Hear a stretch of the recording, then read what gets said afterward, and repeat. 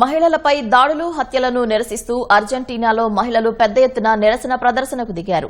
Cordoba నగరంలో 14 ఏళ్ల బాలికను హత్య చేసి ముక్కలుగా నరికి పారేసినట్లు తెలియటంతో సర్వత్రా ఆగ్రహం పెల్లుబుకింది. మరొక మహిళ కూడా బలి కాకూడదు అనే నినాదంతో బ్యూనస్ ఎయిర్స్ నగరంలో పెద్ద సంఖ్యలో మహిళలు వీధుల్లోకి వచ్చారు. మహిళల పట్ల వివక్షను అంతం చేయాలని నిర్ణయించారు.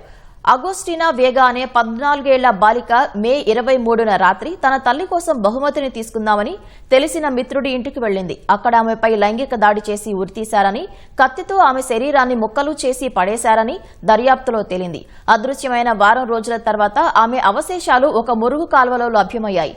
బాలిక మృతి పట్ల ఆగ్రహావేశాలతో బ్యూనస్ ఎయిర్స్ లో వేలాది మంది ఆందోళనకు దిగారు. అగోస్టినాకు న్యాయం జరగాలి అనే ప్లకార్డులతో ప్రదర్శన నిర్వహించారు.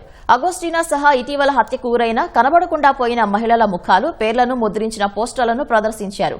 ఈ ఘటనతో అర్జెంటీనా అధ్యక్షుడు జేవియర్ మిలీపై విమర్శలు తీవ్రతరమయ్యాయి.